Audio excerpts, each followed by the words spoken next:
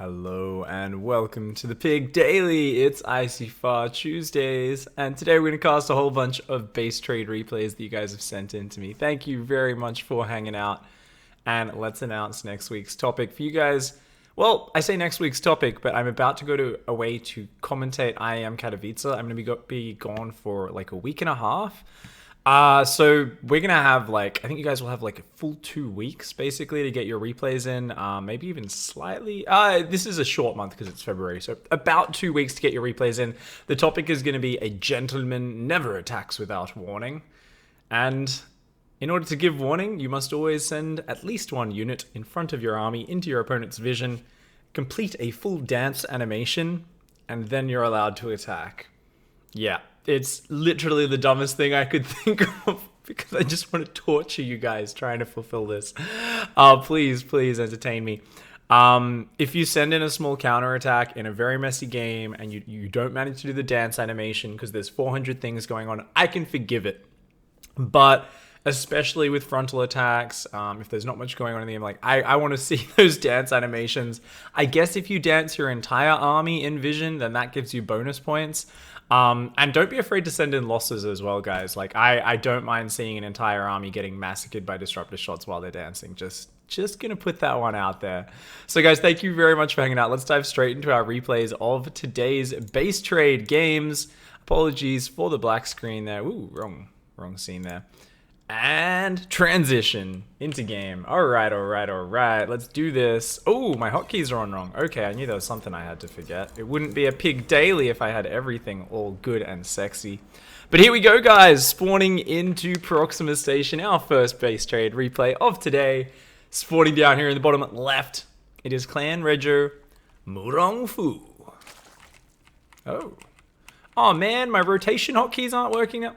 Oh, you know what? One day there's going to be a really smart technological person who knows how the hotkeys constantly change within your profiles in StarCraft. Someone's going to figure this out. There's going to be some realization that one of the original coders in StarCraft literally just put in this script that once every 9 months it will just modify your hotkeys in your BattleNet profiles for no reason whatsoever. And I swear I'm not the only person that has this issue. Literally everyone has had these issues. It gets me so bad. I get so mad. So it looks like I'm going to have to do non-rotating intros, which makes me very sad because that's one of my favorite parts. But well, we'll just have to put up with it. All right, guys, so spawning down here in the bottom left, we have Murongfu and his opponent up here in the top right. My lovely mod sent in one of his own replays this time. This is ECV Eon Blue. So he's playing under Alishar here, which apparently is a boss from Maple Story because he likes really sad, lame games. Big thanks to Eon Blue though. Eon Blue does sort the replays, so I normally don't let him. Well, it's not that I don't let him, but we have an unspoken agreement that he shouldn't be putting his own replays in very much. But apparently this was a fun one, and it should be, pretty action-packed and everything, so I think this should be really entertaining. Of course, base trade games was pretty wide open in terms of what sort of matches and matchups we could get. So I'm hoping to see a lot of Terran and Protoss, hint, hint, nudge, nudge, mixed in there. After last week's pure Zergs abusing the restriction mechanic and just massing queens and infestors and swarm hosts every game. So yeah, it's gonna be interesting. Hopefully you guys have been having a lovely couple of days. You guys know what's the best thing? I just discovered this podcast called Myths and Legends, and basically it's just a dude that tells famous stories like King Arthur shit, or I was listening to the Aladdin story last night, and this shit, it's like getting told a bedtime story. I'm not embarrassed to say it. I love it. I fall asleep like a baby every night this week because I have this dude just telling me stories in my ear. It's the best thing ever. You guys should check it out. Myths and Legends podcast. I found it on Spotify, but I'm pretty sure it's everywhere else. It's pretty awesome. So if you guys like me, like to have someone tell you bedtime stories, go check it out. So it looks like Alishar here, Mr. Eon Blue, is going to be going for a fast zerging speed, pulling 2 guys off gas, being nice and economic.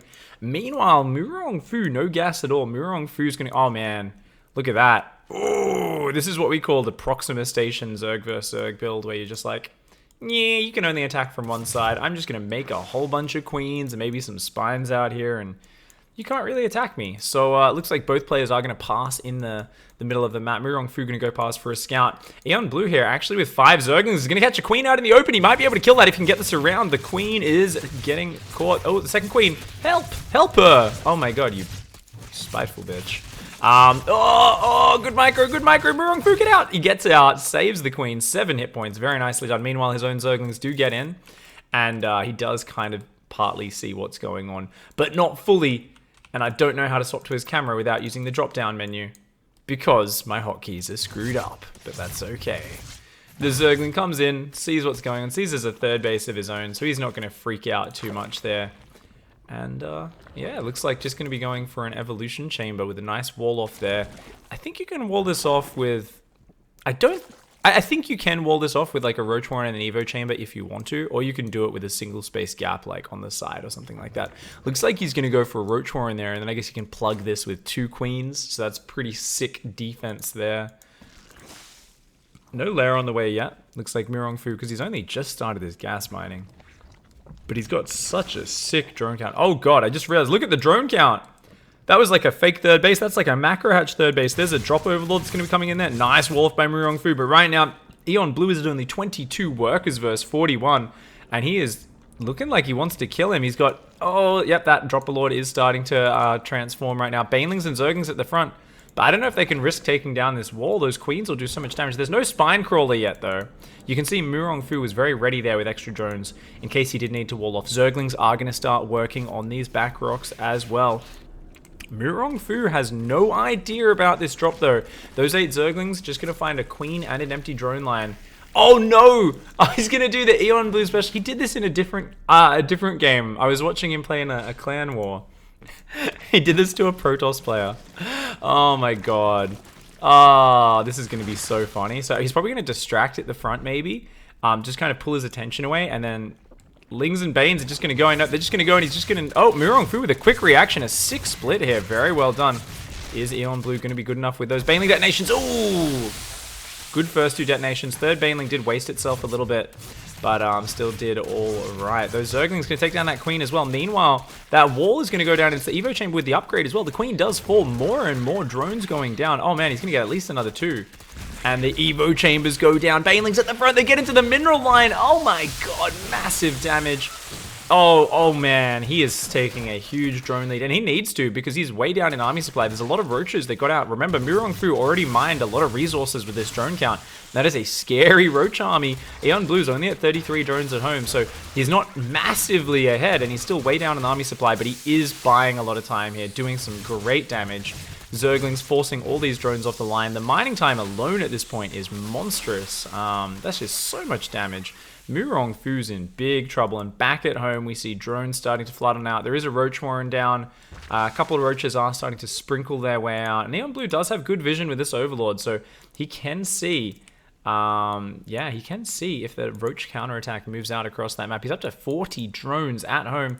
Meanwhile, just drones on the production tab for Mirong Fu. But Mirong Fu, I think he really needs to go counter pressure and at least scare Eon Blue. Looks like he's just going to sit very defensive for now and try to catch up here in the long game. It's going to be very hard for him to judge just how far behind he is after that. I mean, he knows he's not in an ideal position because he did lose a lot of units, but definitely could potentially come back. Interestingly, this Dropper Lord looks like it wants to load up 4 roaches and actually drop there in the main. But this time, Mirong Fu has vision of this. He can see exactly what's going on. He's going to have a roach, 2 Zerglings there underneath. The rest of his roaches, though, still sitting at that front wall. They're not going to be able to stop this. But Eon Blue, not going to risk it for now. Just going to pull back with that Overlord and just bide his time. Meanwhile, upgrading melee. Building roaches, upgrading melee. Interesting decision there. And it looks like an Overseer Scout for Mirong Fu is going to come through. He's going to see all of this mining. And this is where he realizes, oh man, stuff does not look so great for me. Third base is up and mining. There's lots of drones on all these bases. And he's got to recognize that he is really quite far behind right now. Luckily for him, though, he's going for the upgrade, which is going to fare a bit better in the Roach versus Roach battles. And he is still at 50 workers. So this is a worker deficit. It's an army deficit by this point.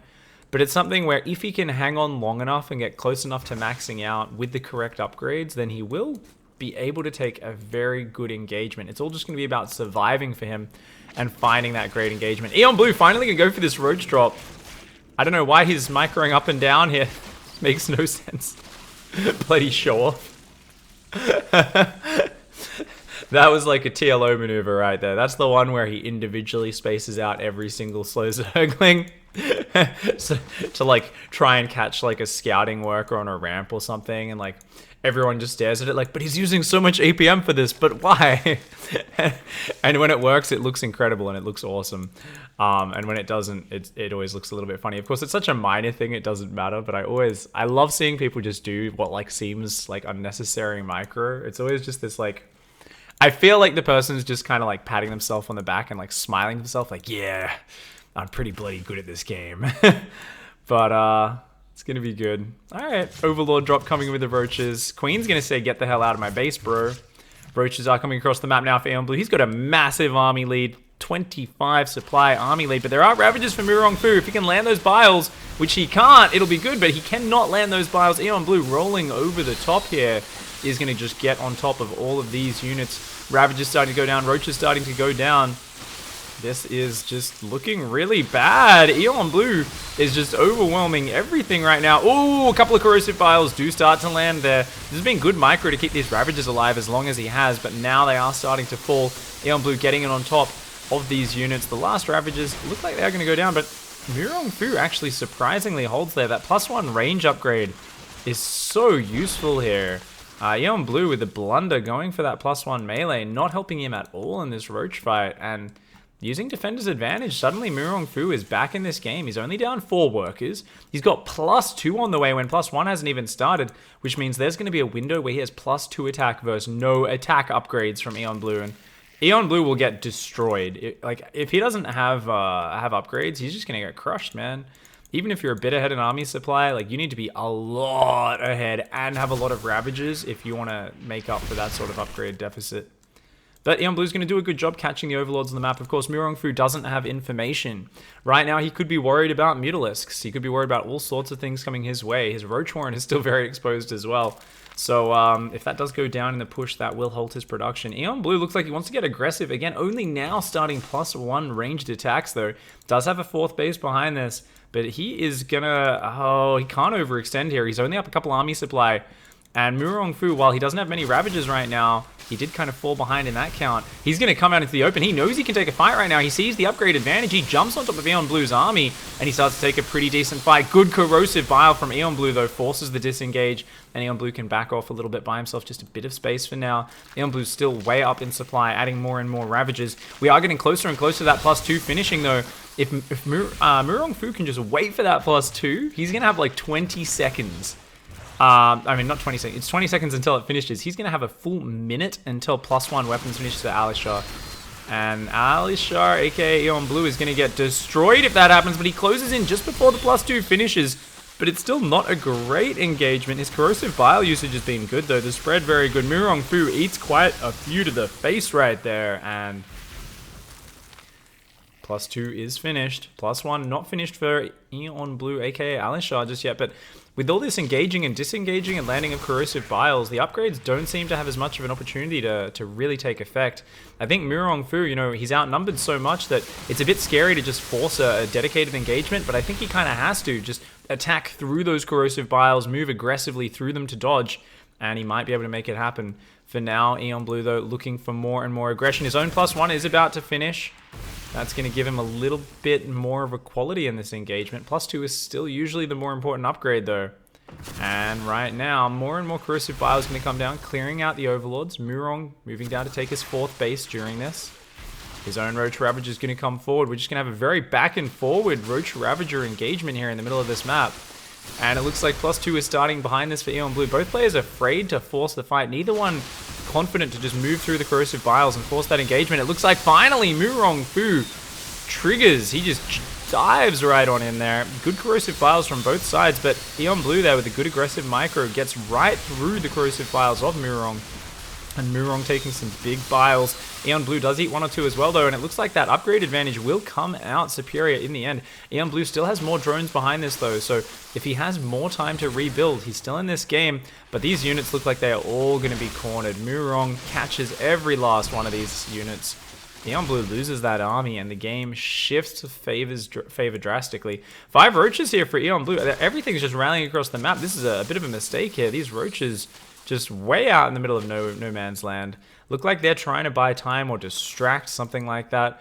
Might do a decent job of it. For now, it looks like Eon Blue losing control of his rally a little bit. But there we go. He's actually taking these nice favorable engagements in the chaos. But Murong Fu with this huge roach flank is going to come in on top of this. Eon Blue has got to find a way to trade these roaches out. I don't know how he's going to do it. He's got to evade this huge ball of roaches coming in from behind. But they're closing in around him. His defeat here is looking unstoppable right now. These other 4 roaches from the left are coming in as well.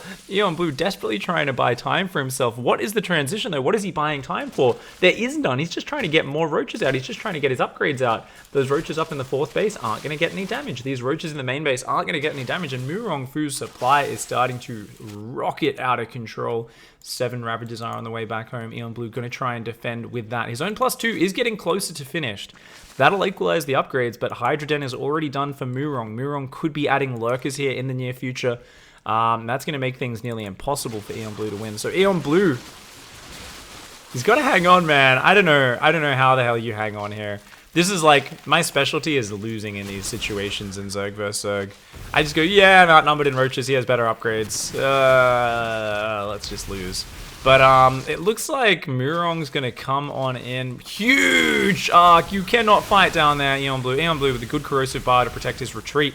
Does buy time, and that's all he needs right now. Remember, it's equal upgrades now. +2's finished for Eon Blue. Eon Blue's still down 20 army supply.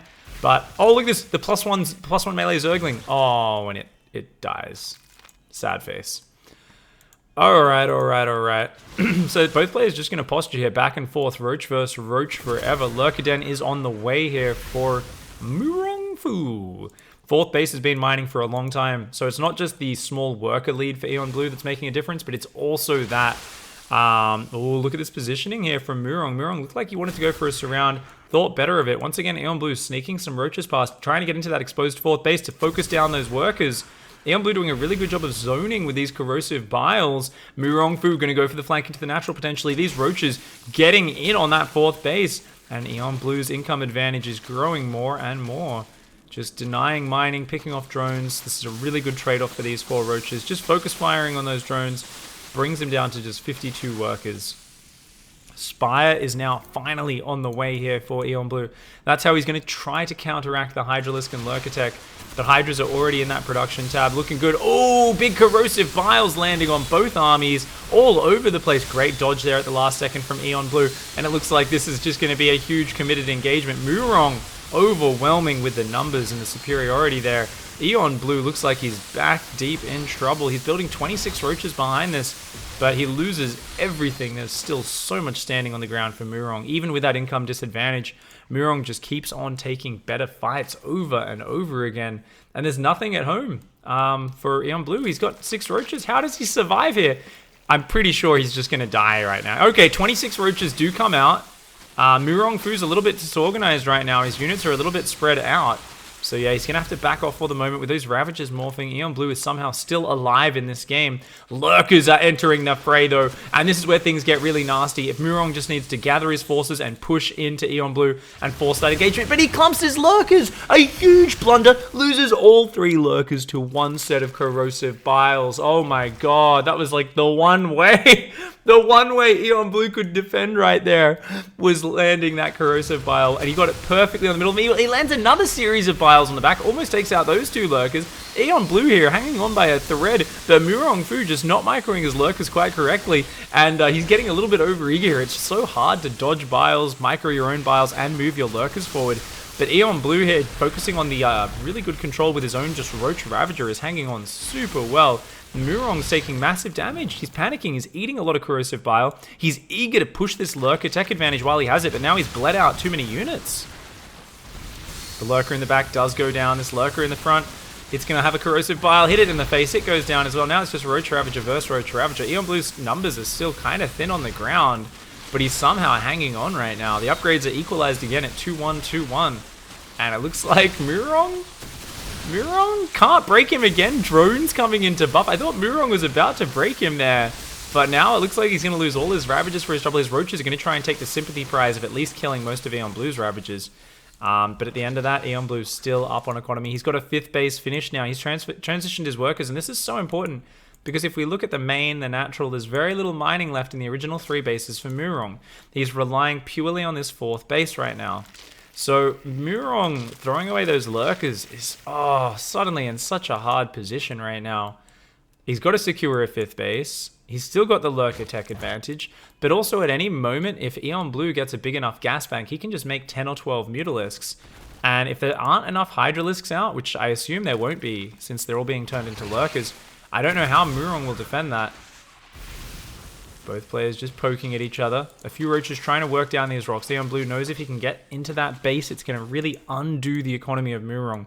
Aeon Blue has a Zergling keeping tabs on the gold base, making sure that's not being taken. Each time he pokes up here, he sees that he is up a base, and he knows that income has got to be soaring in comparison to Murong's. Murong down in the dumps, 52 workers, 92 army supply, but that gap is widening every minute that goes by in this game. Aeon Blue going to try and slow down these pushes. He can't let the lurkers just push up into his bases and siege on him. Ooh, gets double Ravager hit there. And manages to take out 2 of those Ravagers. So Murong here being kept back, he's just going to have to play the slow game. And with things like this Roach counterattack already in position, it's going to be very difficult for him to come back into this. Looks like Aeon Blue here continuing to just mass Ravagers. That is an insane Ravager count.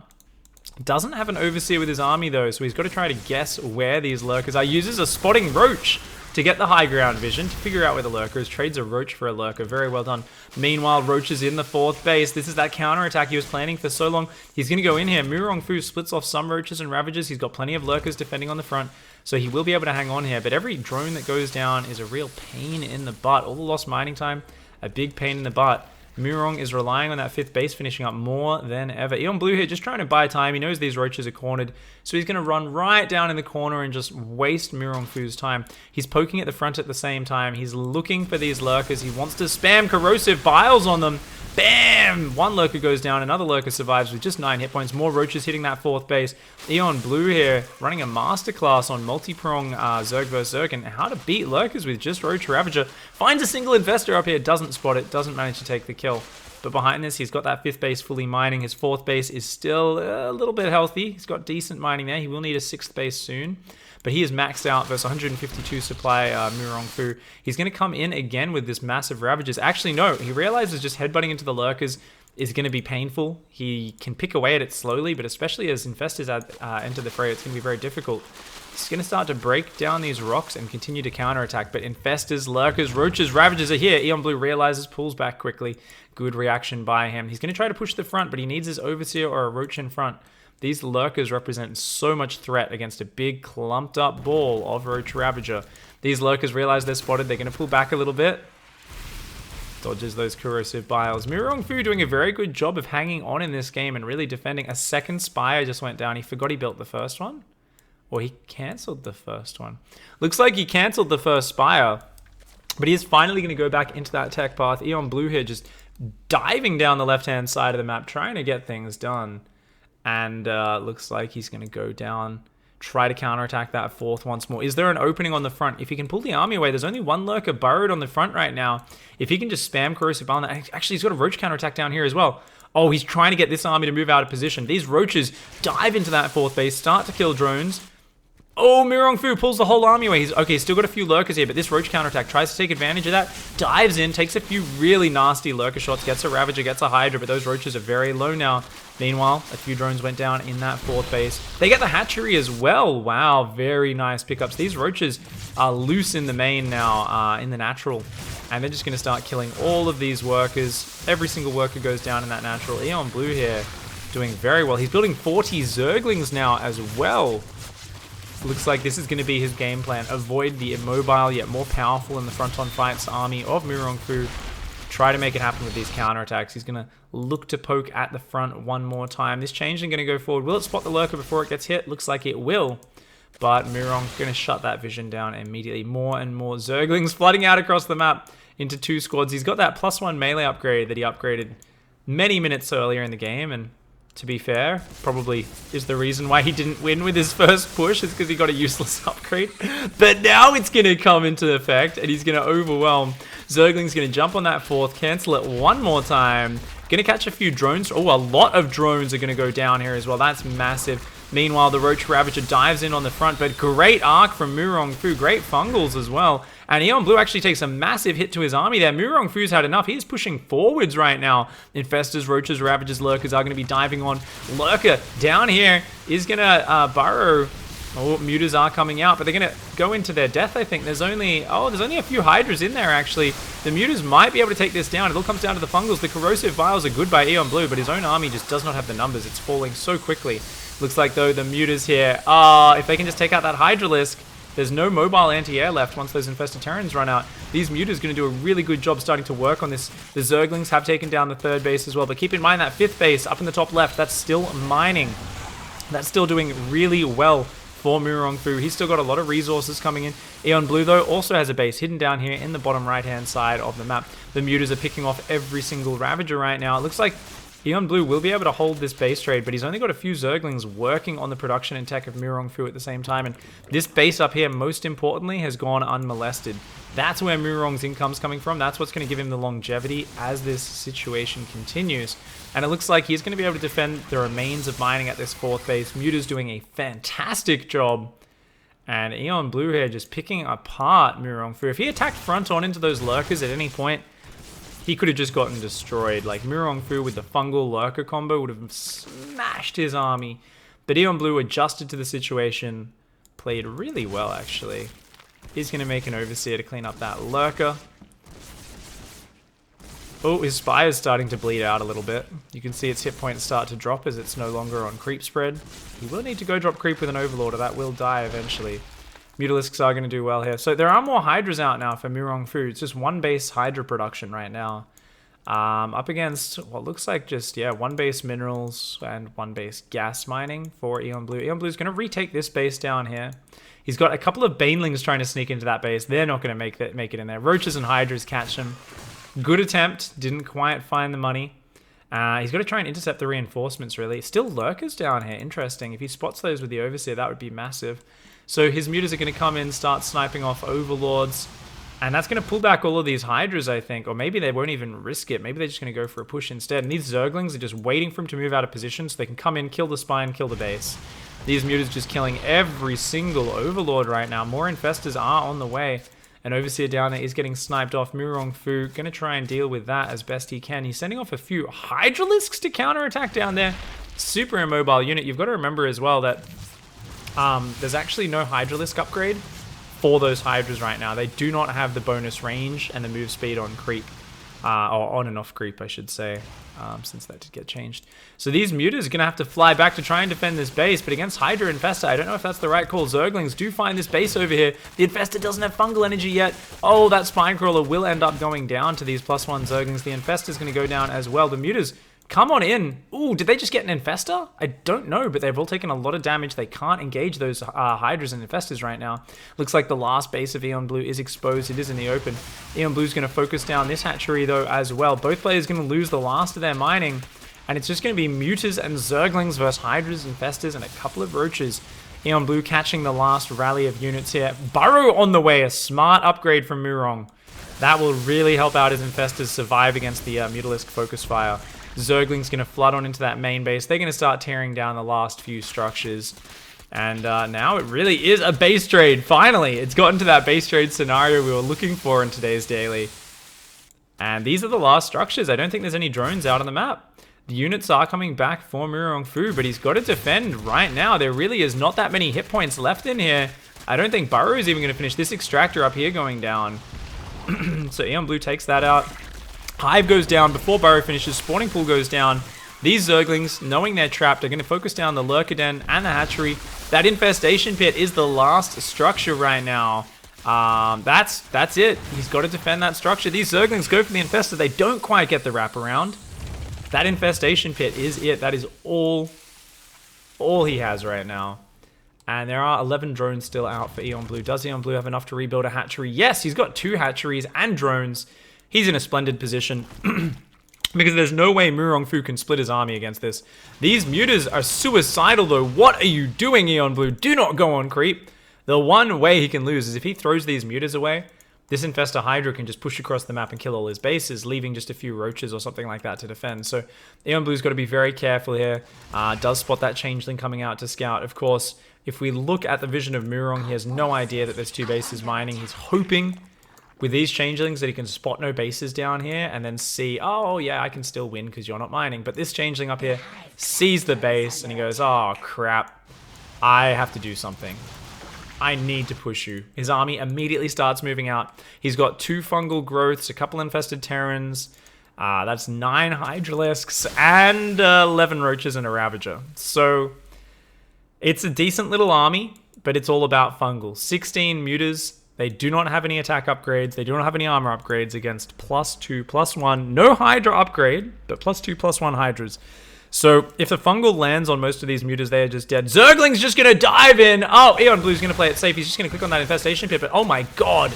Oh my god, Lurkers shred Zerglings. Every single Zergling disappears. The army's trying to chase him home. The mutas have realized the whole army's out of the base, though. He's just going to click on that infestation pit. He's going to click on it. The Hydras and Infestors are almost there. He's going to get fungled. He's going to get fungled for sure, but he's going to get the infestation pit. Takes it down in the last moment. GG, well played. Very nice. Very nice. All right. Damn. Damn, damn, damn. That was quite a long game to start things off. I think our next games will be a lot shorter. Because that one was like 25 minutes or something. I don't know. It felt like 25 minutes. That one went for a really long time. Anyway, guys, let's dive into our next match. Spawning here on Paladino Terminal. The smallest rush distance in the map pool. Up here in the top left-hand side, it is Gilspram. And his opponent down here in the bottom right-hand side, our blue Zerg player, it is Tommy Gunn. With a 2-12 pool, we're going to see gases go down soon, and we're going to see a really fast Ravager rush. I can feel it in my fingers. It's going to be a dirty all, and actually, interestingly, an Overlord already starting for Tommy Gunn. Okay, maybe just going to go for a Zergling rush. No gas down yet. Okay, interesting, very interesting. No drones either. What is this build? What are you doing, Tommy Gunn? Something very interesting.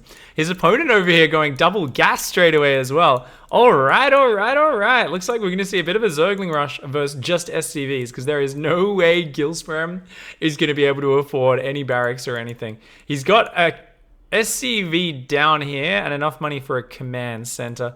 Are you proxying a command? What? Is this meant to be a planetary fortress rush? I guess that's a base trade, right? Do we just see planetary fortresses in every single challenge now? It's like last week it was restricted units. So, well, you can just kill your opponent by not building any fighting units and just building planetaries. All right, fair enough. Zerglings, actually that was no micro, wasn't it? It was no micro last week. But anyway, Zerglings are going to come in here. They're going to find that command center immediately. Tommy Gunn just going to cancel that. And Gilspram's screwed. What does he do? He's got 3 SCVs going across the map. An engineering banner. I mean, he needs to make a planetary at home, that's for sure, yeah. Otherwise, this rush is going to kill him. These SCVs have been spotted as well. Gilspram here. Oh my god, this is going disastrously. I mean, Tommy Gunn hasn't built any drones yet. So Tommy Gunn is literally just trying to win with these Zerglings, basically. Okay, drones do start up. The Queen started injecting back at home. All right, it's not completely all in. High-sec auto-tracking, because your planetary fortress needs to be able to cover the back of your mineral line, I guess. And it looks like we're just going to see an absolutely insane game. SCV there. Excuse me, guys. Need a drink of water. Oh my god.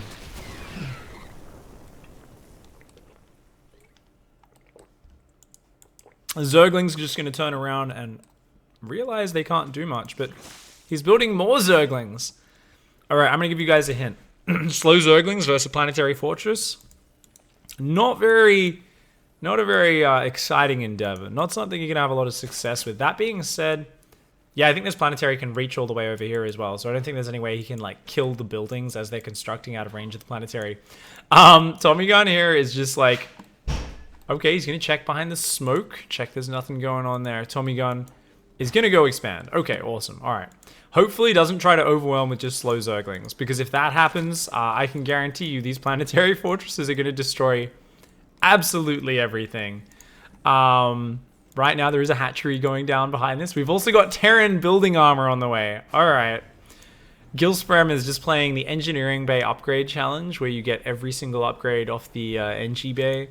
Make your buildings as tough as possible, and don't really have any game plan to ever actually attack your opponent.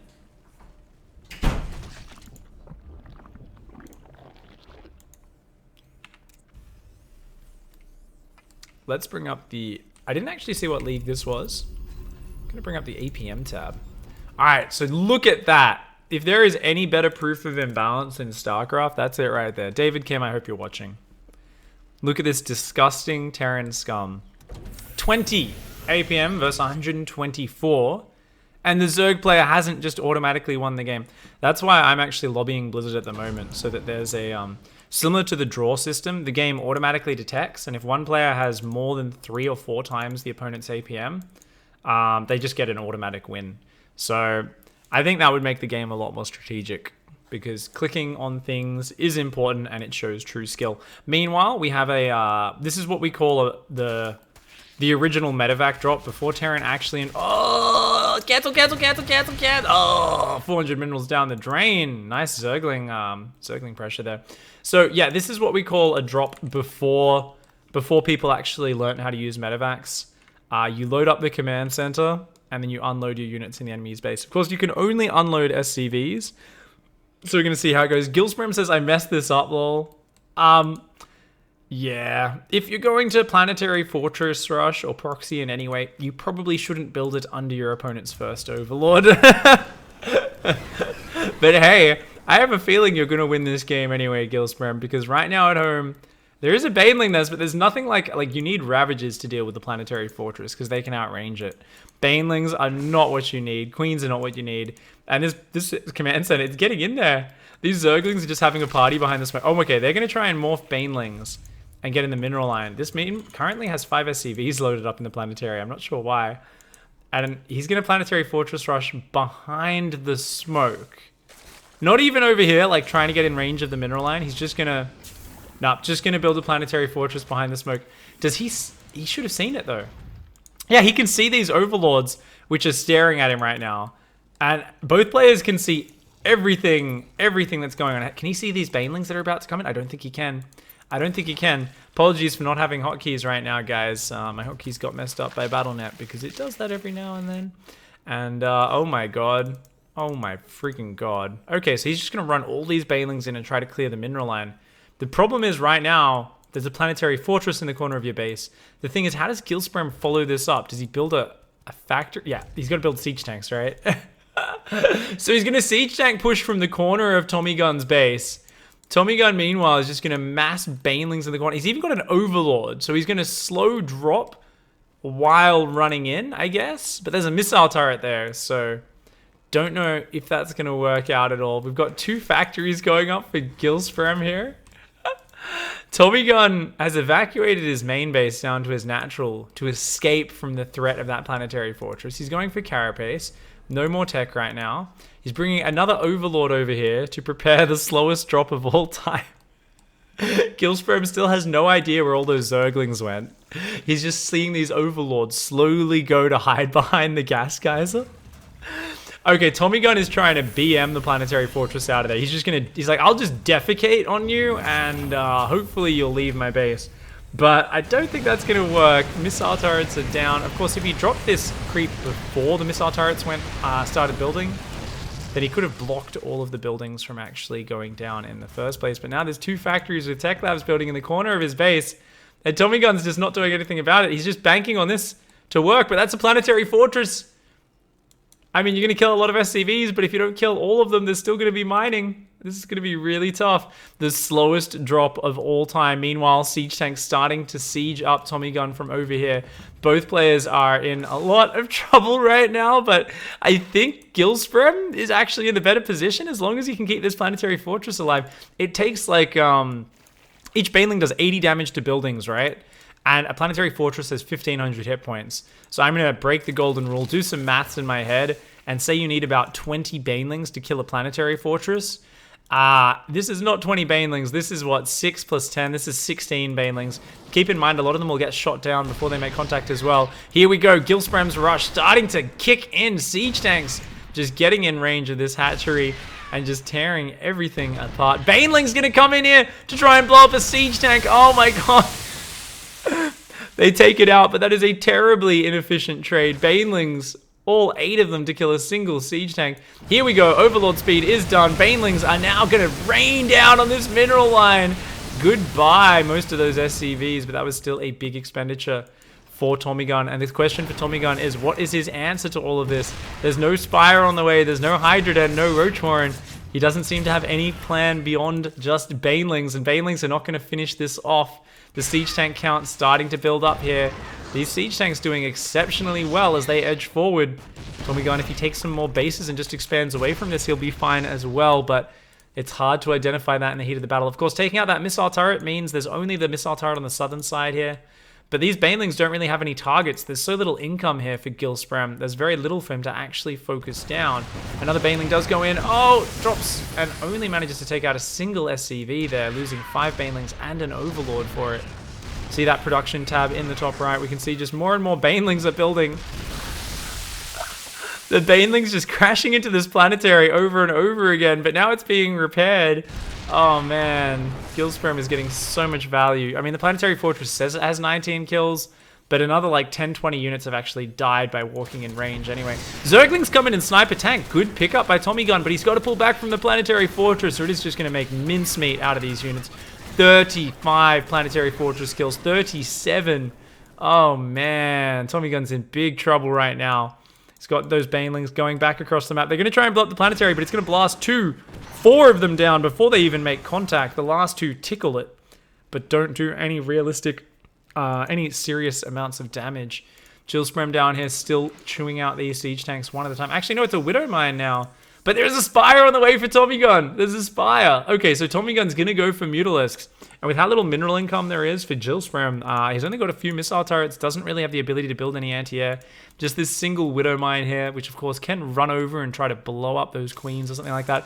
I love that these SCVs are mining from the back of the minerals. Gilsprem realizes how desperate he is for money right now. He's actually pulled off gas in the main, and he's desperately trying to get a little bit more mineral income. This Widow Mine here, going to try and protect this mineral patch so these SCVs can mine from it. And it looks like, there we go, Tommy Gun's going to go for that 3rd base. More and more Banelings are on the way. Baneling speed is being made here. Ooh, Widow Mine gets a big shot off, kills a whole bunch of lava, almost takes out the queen, not quite. Creep is spreading out this way from this creep tumor. We'll be able to spread it up here as well, potentially, but out comes the next Siege Tank. And that's where the trouble really starts, because Tommy Gun has no answer to these Siege Tanks whatsoever. Siege Tank is going to move forward and siege. I say no answer! I say no answer! And oh no, he clicks on the Planetary, he ignores the tank! Okay, it's burning, but the repair is good. Gilsprem is going to repair it every single time. Oh, poor Tommy Gun. GG. Oh, every time he didn't have enough Banelings. That was a special, beautiful, and wonderful game. That is exactly the sort of game that I love to see. That makes me so damn happy. That brings back memories of like my first times playing Wings of Liberty for like the first few weeks, and I feel like every other game ended up in that sort of weird position. It was just absolutely bizarre and ridiculous. But anyway, guys, let's dive into the second part of today's daily.